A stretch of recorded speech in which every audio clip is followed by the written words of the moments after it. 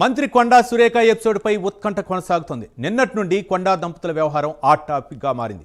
కాసేపట్లో మీనాక్షి నటరాజన్తో కొండా సురేఖ భేటీ కానున్నారు. నిన్న రాత్రి నుండి ఇప్పటి వరకు జరిగిన పరిణామాలన్నీ వివరించనున్నారు. సీఎం రేవంత్ రెడ్డి, వేం నరేందర్ రెడ్డి, పొంగులేటి శ్రీనివాసరెడ్డిపై కొండా సుస్మితా పటేల్ తీవ్ర ఆరోపణలు చేశారు. అయితే సీఎం రేవంత్ రెడ్డికి తమకు ఎటువంటి విభేదాలు లేవని కొండా మురళి అన్నారు. తమతో అధిష్టానం మాట్లాడిందని, మీడియా ముందు ఏం మాట్లాడవద్దని ఆదేశించారని కొండా సుస్మితా పటేల్ చెప్పారు. ఇదే అంశానికి సంబంధించి ఎక్స్క్లూజివ్ ఫీల్డ్ రిపోర్ట్లో మా కరెస్పాండెంట్ తిరుపతి అందిస్తారు. తిరుపతి,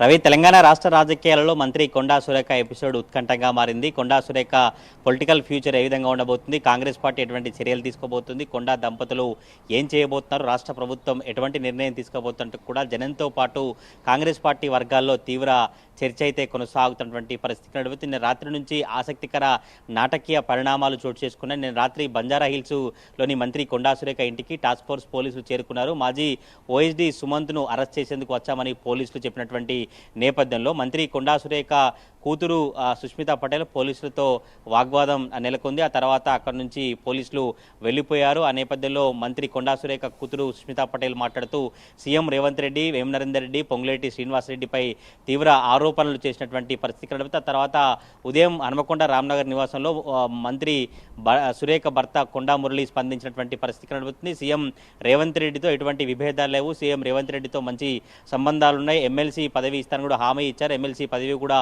ఇస్తారు. ఇప్పటివరకు ఎవరి దగ్గరికి మంత్రులు వెళ్ళలేదు, ఎవరు మంత్రుల ఛాంబర్లకు వెళ్ళలేదు, ఎటువంటి కార్యక్రమాలకు పూనుకోలేదు.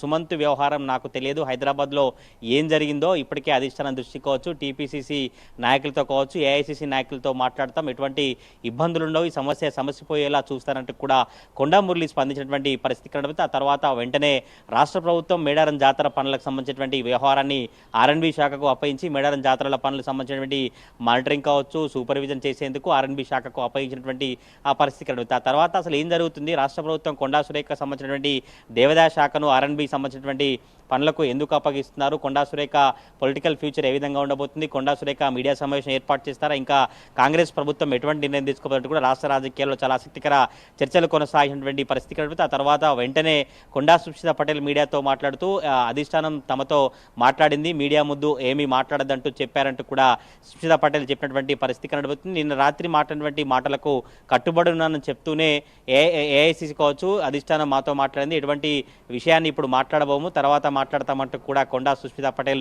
చెప్పినటువంటి పరిస్థితి కనబడుతుంది. ఈ నేపథ్యంలో ఈరోజు జరిగేటువంటి కేబినెట్ సమావేశంలో మంత్రి కొండా సురేఖ పాల్గొనరా, ఎటువంటి నిర్ణయం తీసుకుంటారనే చర్చ కొనసాగుతున్న నేపథ్యంలోనే కొద్దిసేపటి క్రితమే తెలంగాణ కేబినెట్ మీటింగ్ ప్రారంభమైంది. ఈ నేపథ్యంలో కొండా సురేఖ మినహా మిగతా మంత్రులంతా కేబినెట్ మీటింగ్కు హాజరైనటువంటి పరిస్థితి కనబడుతుంది. కొద్దిసేపటి క్రితం వరకు ప్రజాభవన్లో డిప్యూటీ సీఎం బట్టి విక్రమార్కతో కొండా సురేఖ, కొండా సుస్మితా పటేల్ గంట పాటు భేటీ అయ్యారు. ఈ గంట పాటు చర్చలో ఓఎస్డీ సంబంధించినటువంటి వ్యవహారం కావచ్చు, నిన్న రాత్రి పోలీసులు ఇంటికి వచ్చినటువంటి వ్యవహారం కావచ్చు, ఇటీవల వరంగల్ ఉమ్మడి జిల్లా సంబంధించిన అభివృద్ధి కార్యక్రమాలు, మేడారం టెండర్ల విషయం కావచ్చు, ఓఎస్డీ సుమంత్ వ్యవహారం కావచ్చు, పోలీసుల వ్యవహారం కావచ్చు, ఇవన్నీ పూర్తిగా డిప్యూటీ సీఎం బట్టి విక్రమార్కకు కొండా సురేఖ, సుస్మితా పటేల్ వివరించినట్టుగా తెలుస్తా ఉంది. అసలు ఏం జరుగుతుంది, ఎందుకు కాంగ్రెస్ పార్టీకి సంబంధించినటువంటి నేతల నుండే ఎటువంటి ఇబ్బందులు ఎదురవుతున్నాయంటే కూడా ఆమె డిప్యూటీ సీఎం బట్టి విక్రమార్కకు చెప్పినటువంటి పరిస్థితి కనబడుతుంది. కొద్దిసేపు క్రితమే ఎమ్మెల్యే క్వార్టర్స్కు కొండా సురేఖ, సుస్మితా పటేల్ చేరుకొని ఇప్పుడు ప్రజెంట్ మీనాక్షి నటరాజన్తో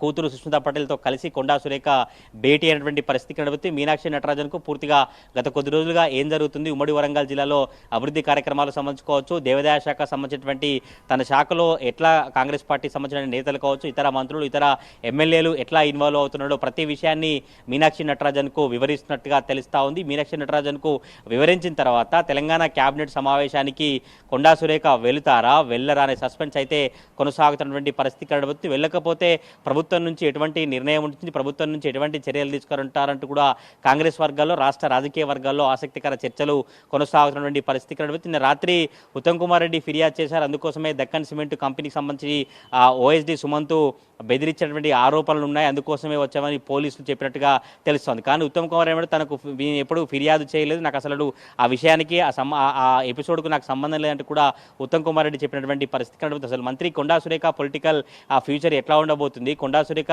ఏం చేయబోతుంది, కొండా సురేఖ రాష్ట్ర రాజకీయాలకు సంబంధించినటువంటి వ్యవహారాలు కావచ్చు, కాంగ్రెస్ పార్టీలో ఒక దుమారం మొదలైన చర్చ అయితే కొనసాగుతున్నటువంటి పరిస్థితి కనబడుతుంది. ప్రజెంట్ ఇప్పుడైతే కొండా సురేఖ మీనాక్షి నటరాజన్తో భేటీ అయినటువంటి నేపథ్యంలో ఈ భేటీలో ఎటువంటి అంశాలు మీనాక్షి నటరాజన్ దృష్టికి తీసుకొస్తున్నారు, నిన్న జరిగినటువంటి పరిణామాలు కావచ్చు, పొంగులేటి శ్రీనివాసరెడ్డి వ్యవహారం కావచ్చు, వేం నరేందర్ రెడ్డి వ్యవహరించినటువంటి తీరుకు సంబంధించి కావచ్చు, అన్ని ఉమ్మడి వరంగల్ జిల్లాలో ఎమ్మెల్యేల నుంచి కావచ్చు, ఇతర ప్రజాప్రతినిధుల నుంచి ఎటువంటి ఇబ్బందులు తలెత్తున్నట్టు కూడా పూర్తిగా కొండా సురేఖ మీనాక్షి నటరాజన్కు వివరిస్తున్నట్టుగా ఆ సురేఖ అనుచరులు కావచ్చు, సురేఖకు సంబంధించినటువంటి వ్యక్తులు చెప్తున్నటువంటి పరిస్థితి కనబడుతుంది. మీనాక్షి నటరాజన్తో భేటీ అయిన తర్వాత క్యాబినెట్కు వెళ్తారా, వెళ్ళరా, క్యాబినెట్కు వెళ్ళకపోతే సీఎం రేవంత్ రెడ్డి నుంచి కావచ్చు, ప్రభుత్వం నుంచి ఎటువంటి చర్యలు ఉంటాయనే ఉత్కంఠ అయితే కొనసాగుతున్నటువంటి పరిస్థితులు కనబడతా ఉన్నాయి. Ravi, right, thank you Tirupati.